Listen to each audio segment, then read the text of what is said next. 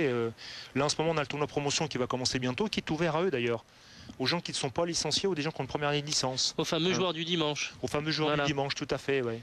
Parce que ça plaît bien, et ça plaît aux familles d'ailleurs. Non, mais ça plaît bien et ça plaît beaucoup aux familles. Hein. C'est un jeu très ludique. Hein, on s'amuse beaucoup, très ludique. C'est vrai qu'on voit souvent, hein, le principe est assez simple et même les enfants s'amusent. D'ailleurs, ils sont souvent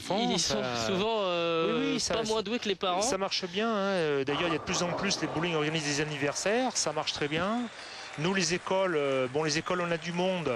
On a du monde dans les écoles. On a quelques jeunes. Bon, dans les écoles, ça se passe à peu près bien parce que ça coûte pas trop cher pour les jeunes, parce que on arrive avec des partenaires avec les centres de bowling, avec les équipementiers, avec des partenaires à minimiser les coûts. Le souci, c'est que les jeunes, quand ils deviennent grands, quand ils deviennent seniors, après, effectivement, c'est comme une discipline quand même qui a un certain coût, quand même, qui coûte assez cher. Là, c'est Larsen qui a la pression maintenant, hein, parce que il fait devant là, avec un strike de plus. Hein. Donc Larsen, il n'a pas le choix là. Hein. Et les deux hommes qui ont fait un parcours parfait depuis le début de cette deuxième partie. Malheur à celui qui commettra la première faute. Et surtout, malheur à Peter Hoff s'il commet la faute. Lui qui a déjà perdu la première partie. Ça continue, incroyable. Ouais. Ça semble simple, hein, avoir ça comme ça. Et là, on voit des yeux qui commencent à s'ouvrir grand dans le public parce qu'on se demande quand est-ce que cette série va s'arrêter. Et là, celui qui commettra la faute risque de perdre cette deuxième manche. Hein. On voit que c'est le parcours parfait. Parfaite égalité, la sixième frame. Hein. Allez, on marque une pause, on revient très vite.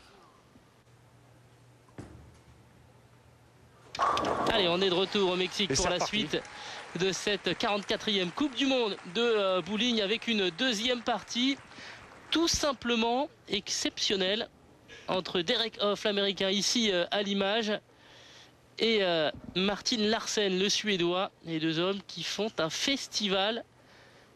Que des strikes depuis le début de cette deuxième partie. Derek Hoff qui s'est incliné dans la première partie sur le score de 229 pour Larsen contre 221 à Hoff, donc il n'a plus le choix et ça continue. Incroyable. Cette piste numéro 13, elle leur porte bonheur en tout cas. Même trajectoire. Toujours. Même trajectoire. Daniel Constantini dirait que c'est répétition, automatisation, automatisme. Mais c'est ce qui fait la différence à ce niveau-là. Il faut être extrêmement précis et la régularité dans la précision, c'est extrêmement important. Mais en plus, il a trouvé sa ligne, donc effectivement, il faut qu'il la garde là. Et là, on peut pas parler de dégradation de conditions de jeu parce qu'ils sont tous les deux à jouer, donc ça se dégrade pas trop là, donc. Maintenant la pression est sur Larsen, hein, et là maintenant il n'a pas le choix. Hein. Mais bon, il a un mental très fort aussi, Larsen. Hein. On le voit dans sa préparation, hein, on le voit dans son regard. Regardez. Et en général, les Scandinaves sont des gens qui ont les nerfs solides. Il a presque la même ligne de jeu, pas tout à fait. Il va un peu moins en bord que l'Américain, mais presque la même ligne de jeu. Mais bon, pleine poche aussi, il n'y a pas de souci. Hein. Incroyable. Parfaite égalité. Hein. On va avoir du suspense dans la deuxième partie. Hein. On voit bien l'impact. Hein. Vous voyez, donc on met pas trop de force dans la boule. Il n'y a pas besoin d'avoir trop de force. Hein. La boule, elle roule. Hein. C'est pour ça qu'il les suit bien.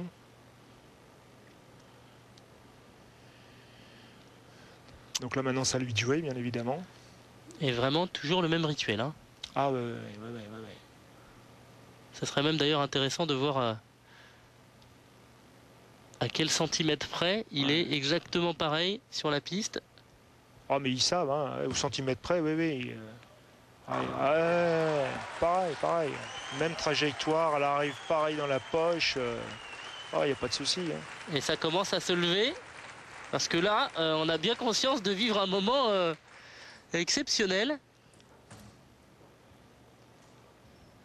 Et les deux hommes qui sont en train de donner le meilleur d'eux-mêmes au moment sans doute le plus important de la compétition. Oui, là c'est magnifique, on voit bien, hein, de près, là. Et il répond. Incroyable. Les rituels, pareil, identiques. Hein. Il va rien lâcher, hein, l'Américain. Hein. De toute façon, il n'a pas le choix. Hein. S'il veut pas perdre le match, là, de toute façon, il n'a pas le choix. Hein.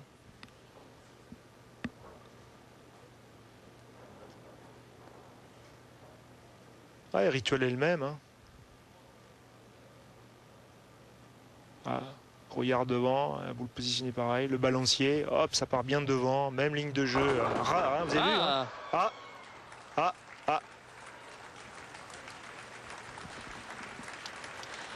C'est la quille numéro 2, donc c'est ça qui est resté debout? Oui. Là, j'ai pas bien vu, mais il me semble. Hein, On va voir.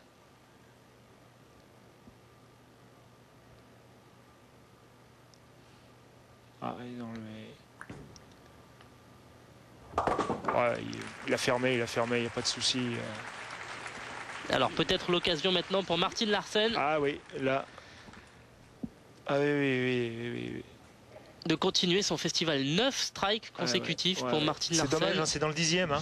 Oui, bah c'est le money time. Hein, on était parti sur le score parfait. Hein. Les Américains parlent souvent du money time. Ah ouais, parce que s'il avait fait strike dans la 10e, il avait 2 autres boules là, hein, et pour jouer le 300 quoi. Donc, ouais, il est dans la 10e frame.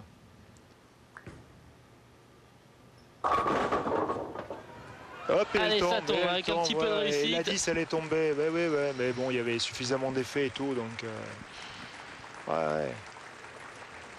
Ah, c'est dommage qu'il ait raté ce strike là, juste à la 11e boule, là, c'est dommage. Hein. C'est dommage parce que ça ouvre la porte à Larsen. Hein. Maintenant, Larsen a la pression. Hein. Bon, déjà, il faut strike, ça c'est sûr, mais il faut au moins 2 strikes à Larsen maintenant. Il faut au moins 2 strikes à Larsen s'il veut gagner. Il faut déjà au moins celui-là, ça c'est sûr. Continuer cette série, faire le 10e strike consécutif. Ah, peut-être qu'il va le faire. Hein. Il gagnerait, il terminerait par un 300. Bah, je l'ai vu un championnat du monde, ça, avec un Malaisien.